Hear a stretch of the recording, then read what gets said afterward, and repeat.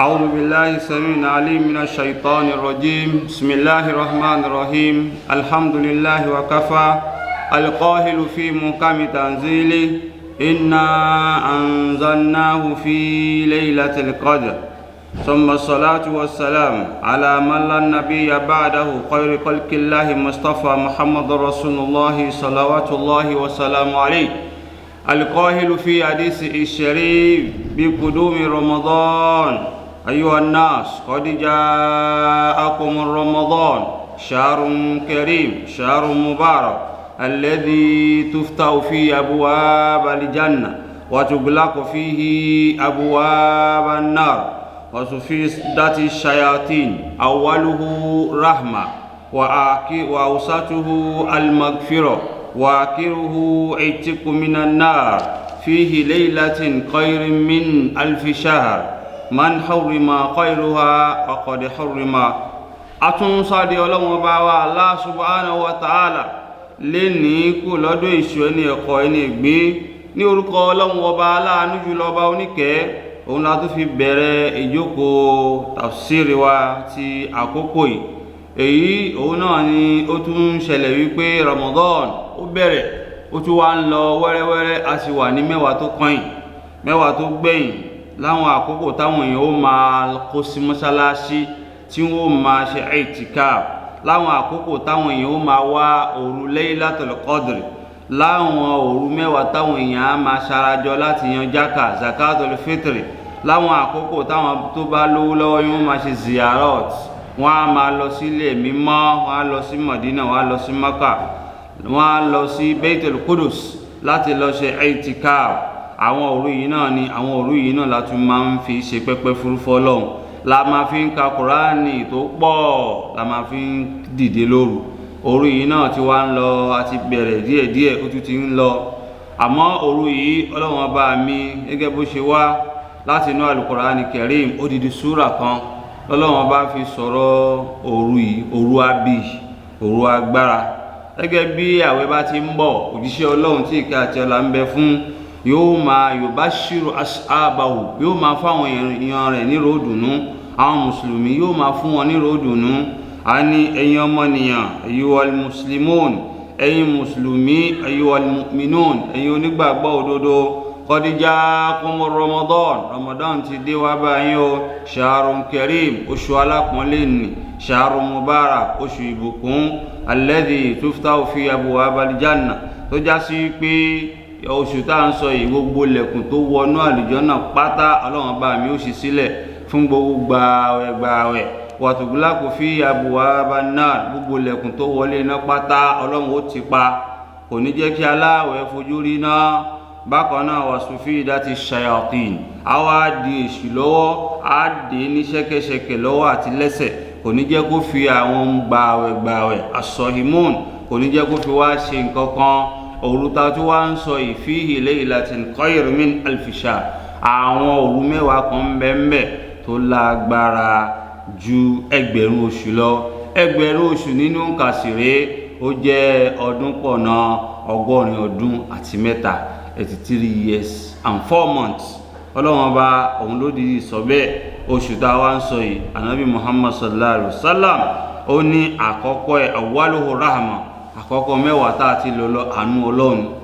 wa awsatuhu al-maghfira, àárín ẹ̀ àforíjì ni,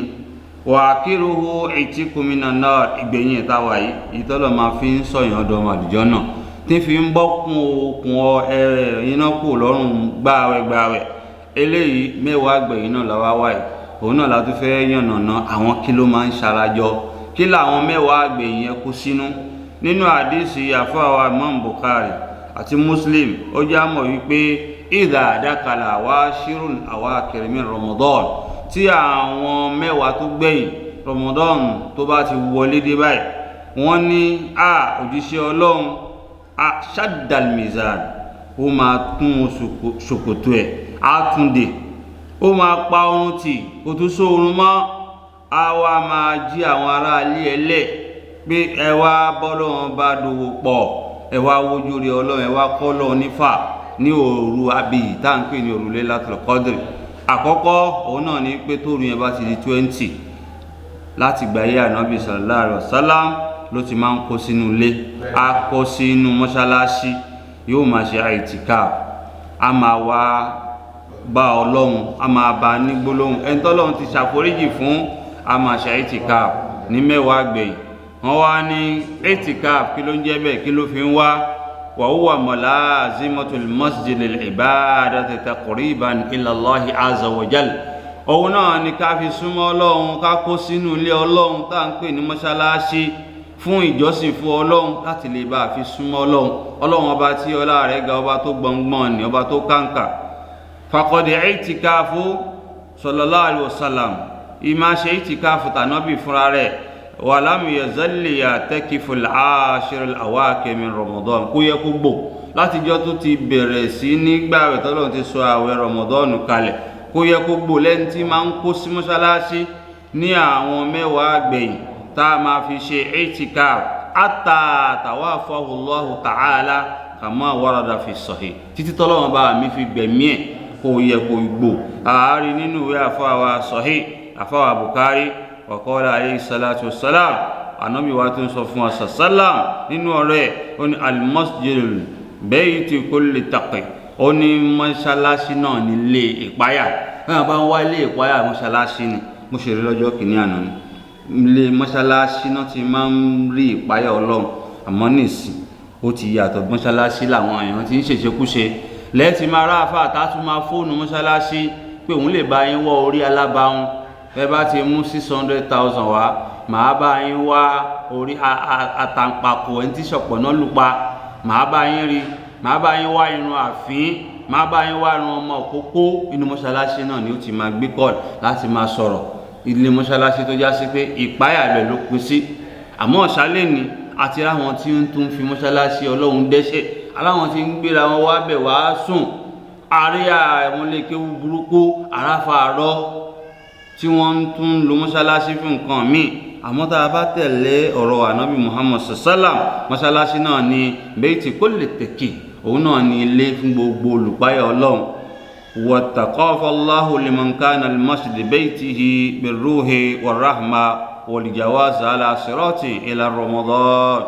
ila ridwanullahi ila aljanna. ọlọ́run ọba mi ṣe mọ́ṣáláṣí, ó ṣe ní ká kó síbẹ̀, ká kóra ró, ó ṣe ní ilé ẹ̀mí mímọ́ tí máa ń mí síyàn lọ́kàn, ó ṣe nílé àánú, ó ṣe ní ọ̀nà tá a fi rójú ìyọ́nú ọlọ́run,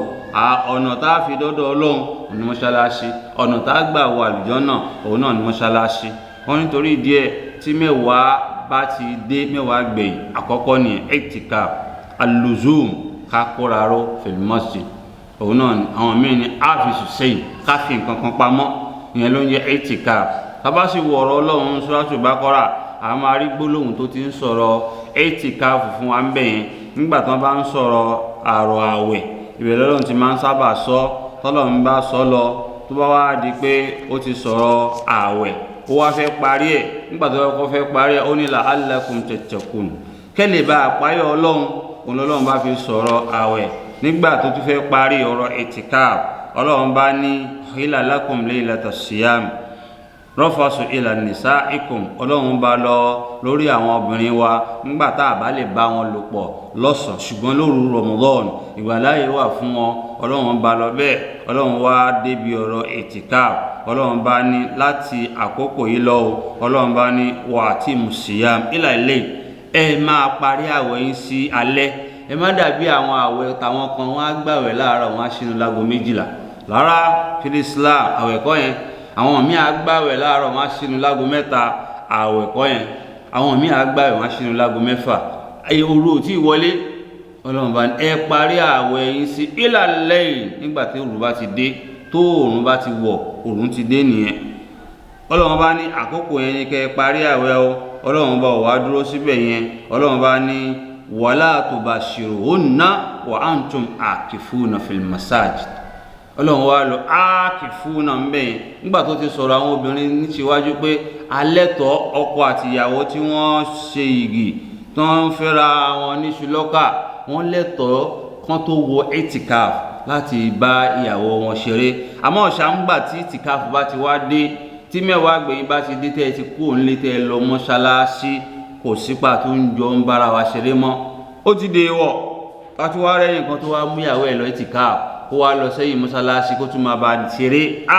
nínú ẹ̀sìn ọ̀daràn nírú ẹni bẹ́ẹ̀ ọ̀daràn pátápátá ni ẹrú àwọn ìṣẹ́ ńláńlá ni torí díẹ̀ àṣẹ lọ́lọ́run pa wala tubashiruhunna wa antum akifuna fil masajid ó tún gbọ́dọ̀ bá ìyàwó ẹ̀ láṣepọ̀ mọ́ nígbà tó bá ti kóra ró sínú mọ́sálásí tó bá ti ń ṣe itikaf wá rè ó bẹ̀rẹ̀ láti òru ọjọ́ kan àlèṣe itikaf àwa tá a bá ní kàkà ṣe mẹ́wẹ̀ẹ̀wá láyé ànábì sallallahu alaihi wasallam mẹ́wàá gbẹ̀yìn ló máa ń lò tó bá wá lágbára òru méjì òru mẹ́ta òru mẹ́rin tá a bá wá lágbára a lè lo wákàtí bóyá wọ́n tiẹ̀ wá fún wa pa níbi iṣẹ́ a lè lo wákàtí bóyá 2 hours lóru àwọn tá a bá tún ṣe night itikaf wa tún rè ó ti di lọ́sàn-án nígbà tó bá tún wálẹ̀ díẹ̀ àkúraró bayna zuhri wal asr láàrin àyílà àti àlásàrì àá tó fi kírun àá tó fi ṣe itikaf àá máa ka Kùránì àá máa ṣe àdékìr láwọn itikaf gbogbo itikaf yìí pátá kókó ẹ̀ náà ni pé afẹ́fẹ́ wá òru Laylatul Qadr òru Laylatul Qadr wá rè òru agbára ni Kùránì orí 90 Quran chapter 97 of the Holy Quran òun lọ́lọ́run bá ti sọ̀rọ̀ Laylatul Qadr ba'da a'udhu billahi minash shaytanir rajim àtúnṣàbí ọlọ́run kó lọ́dọ̀ ìṣù ẹni ẹ̀kọ́ ẹni ègbé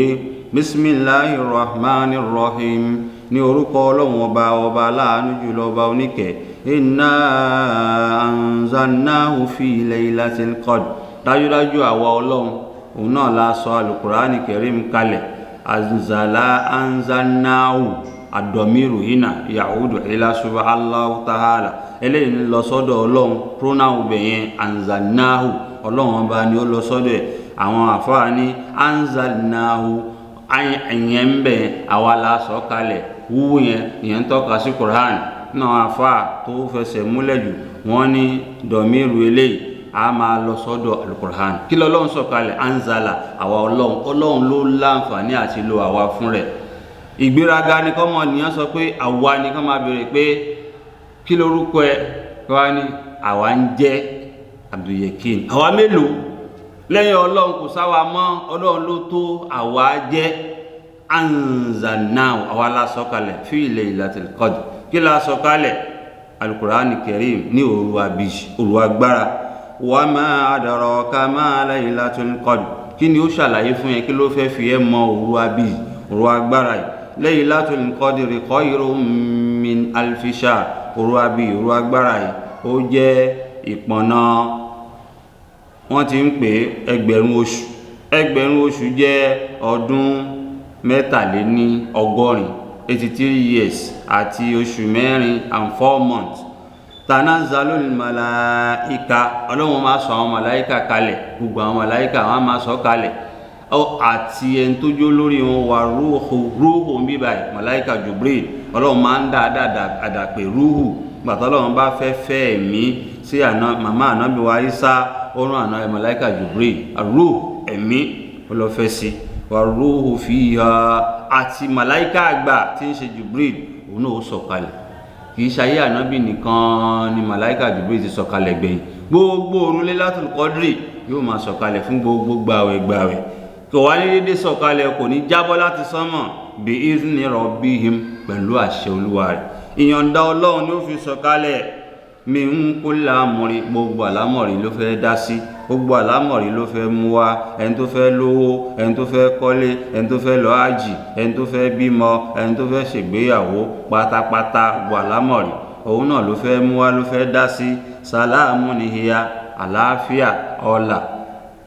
hátà àmọ̀tìlá ilé-fàyè kó máa bá gbogbo yín o gbogbo yín tẹ́ ẹ bá dìde lóru láwọn àkókò yẹn tẹ́ ẹ ń ṣe kíni tẹ́ ẹ ń kírun fọ́lọ́run tẹ́ ẹ ń bẹ ọlọ́run ní òru Laylatul Qadr wọ́n nínú ọ̀rọ̀ kan anábì Muhammad sallam ó ní man qama Laylatul Qadr ẹni tó bá láǹfààní àti dìde ní òru Laylatul Qadr imanan wa ihtisaban ní ìgbàgbọ́ tó yè kóró àti àgbénlé lọ́dọ̀ ọlọ́run póun ó bọ́ ọlọ́run pàdé pẹ̀lú ojú rere ghufrallahu ma taqaddama min dambi ọlọ́run gbogbo ẹ̀ṣẹ̀ tó ti ṣẹ̀ pátá síwájú ọlọ́run àforí ẹ̀ṣẹ̀ jì kíyàn dìde lóru wọ́n wá ní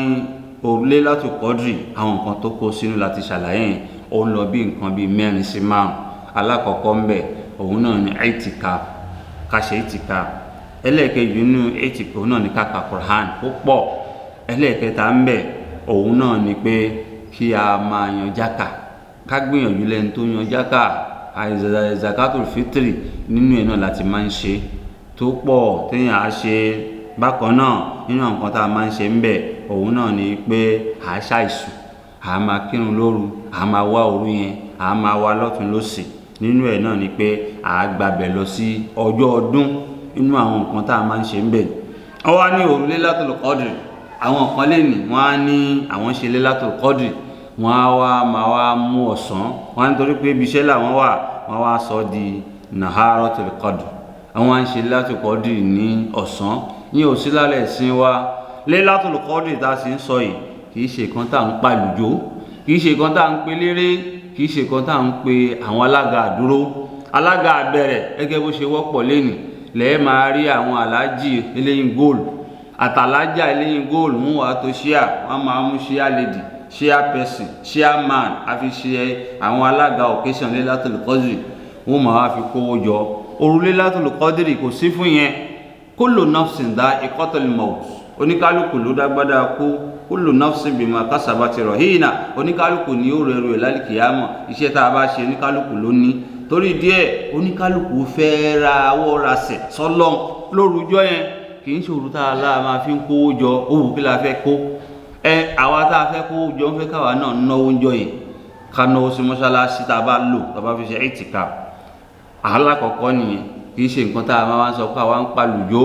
ó pọ̀ lénìí nílùú wa yìí. lẹ́yìn máa wá rí tí wọ́n máa wá pàlùjó. ẹlẹ́ẹ̀kejì ń bẹ mọ́ṣáláṣí tá a wá fẹ́ fi ṣe itikaf gẹ́gẹ́ bí ànábì ṣe sọ sallallahu alaihi wasallam, mẹ́ta ni. mẹ́ta òun náà ni. lẹ́yìn mẹ́ta yẹn àtúgbàgbọ́ mi láyè. ó ní ẹni tó bá lọ ṣe ní mọ́ṣáláṣí haram Kaaba, tó bá lọ ṣe ń bẹ, tó bá kí náfìlà méjì, bí ìgbà tó gbalada 100,000 láfìlà òun náà. tó bá wá láǹfààní àti lọ ṣe ní mọ́ṣáláṣí ànábì Muhammad sallallahu, wọ́n níyẹn náà ládá tó máa gbà bí ìgbà téèyàn gba ládá 1,000 òun ló máa gbà. tó bá wá kú òun bẹ̀ tó lọ sí Palestine ní Jerusalem, tó wọ Bethel Kudus, àgbàládá 500. tèmi àti yín bá kí náfìlà méjì ní mọ́ṣáláṣí tiwa ní Nàìjíríà, ọgbọ ládá tá a gbà kò ju 10 lọ.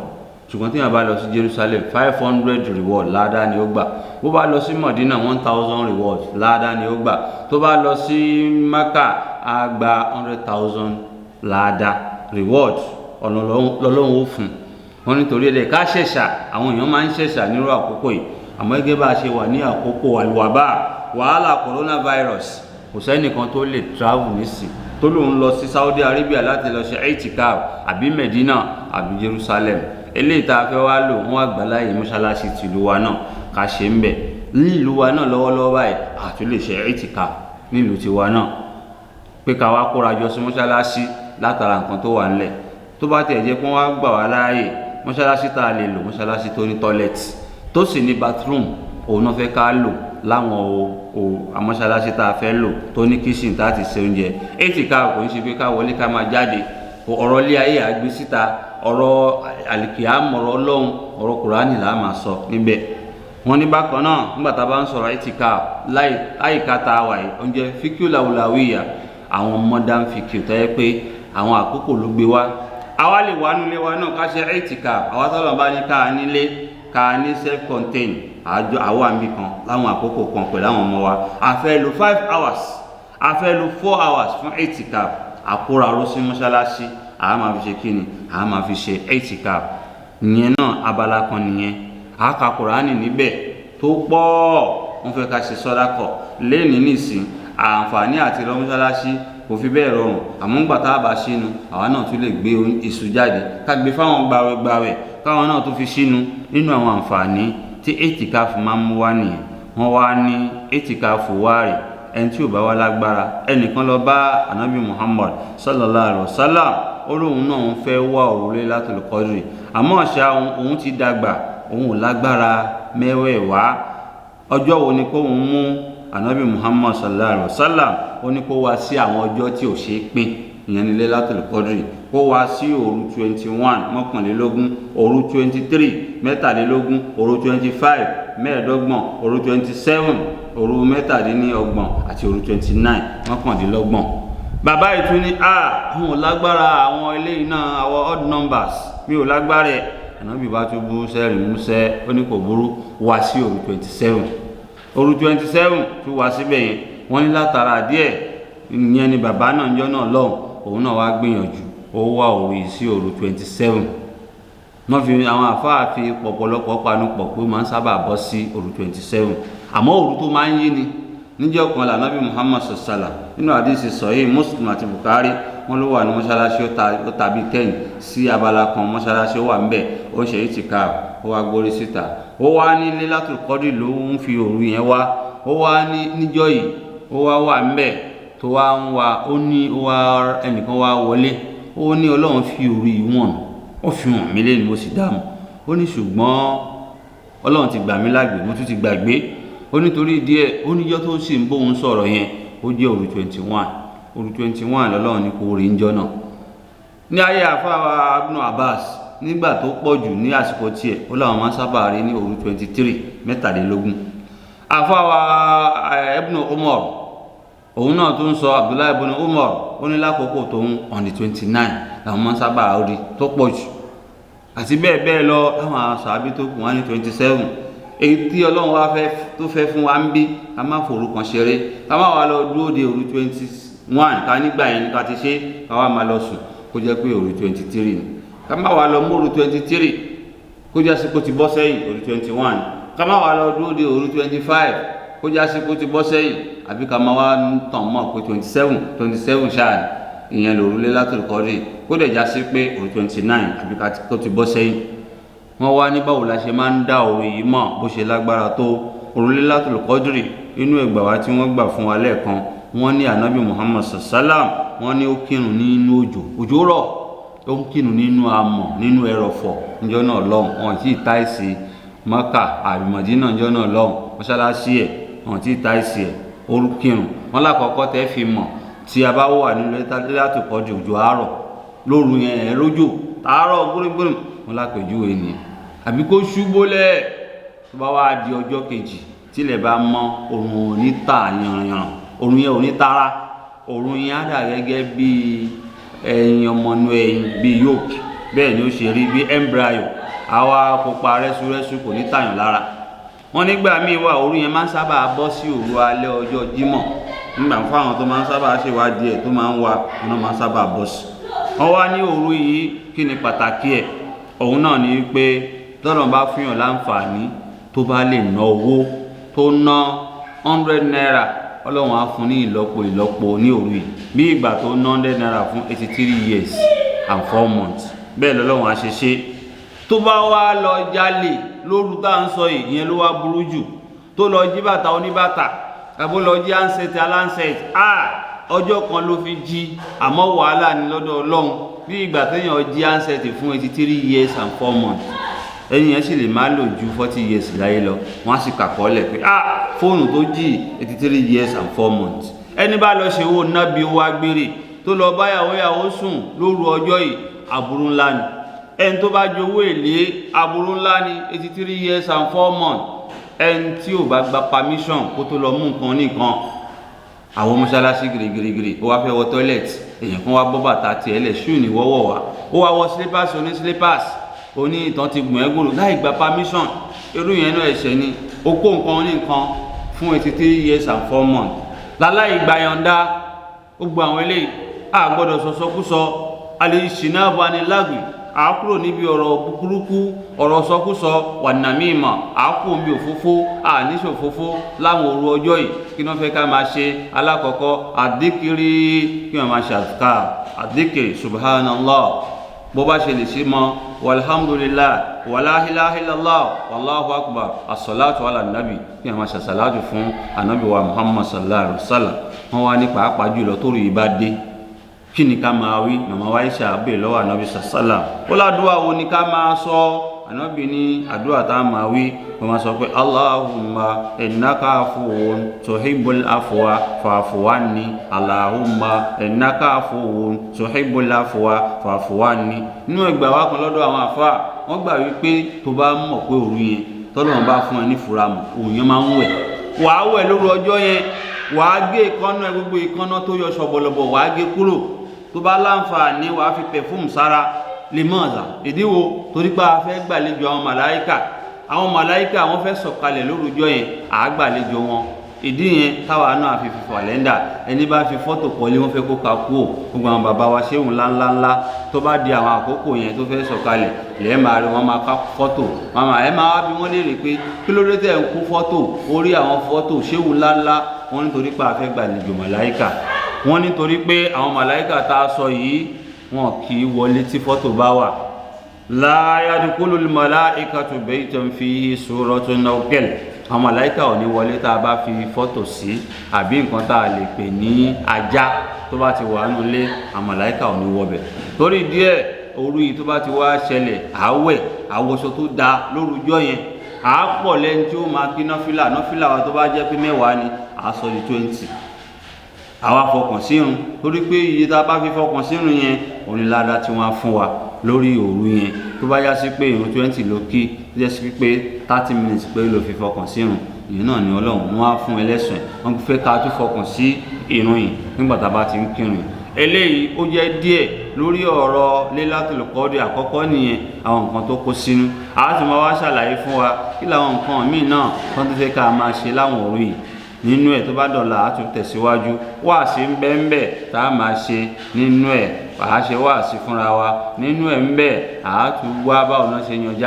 zakatul fitri kí ni ìdájọ́ rẹ̀ nínú ẹ̀sìn wa tó bá ti ń lọ́la náà a máa sọ fún wa ìgbáradì náà fọ́dún bóò láṣẹ gbáradì àwọn tá a bá wà ní ìtìká lọ́dún yìí kò sí pé nìkankan lọ ìtìká ní ọ̀pọ̀lọpọ̀ gbogbo àgbáyé ilé láti ṣe ìtìká fún wa tá a bá wá ṣe ìtìká fún wa náà kí ni ẹ̀kọ́ tó wà fún wa nílé náà pẹ̀lú pé a fẹ́ ṣe ìtìkáàfù náà ìtìkáàfù ti lè kílẹ̀ kọ́ gbogbo eléyìí náà láti máa yànnà lọ́la abẹ́ ọlọ́run bá Allah subhanahu wa ta'ala ọlọ́run tó ṣọ́ wa láti àná di èní ọ̀la ọlọ́run kó ṣọ́ wa ju ọ̀la lọ ọ̀pọ̀lọpọ̀ Ramadan náà ọlọ́run jẹ́ àgbà lórílẹ̀ la hawla wala quwwata illa billahil aliyyil azim bismillahir rahmanir rahim allahumma irfa'na al-waba'a coronavirus min biladi Nigeria wa fi biladil alamin jami'a wa ya rabbal alamin wa ya arhamar rahim subhanallah wa bihamdihi subhanallahil azim subhana rabbika rabbil izzati amma yasifun wassalamun ala al mursalin walhamdulillahi rabbil alamin amin.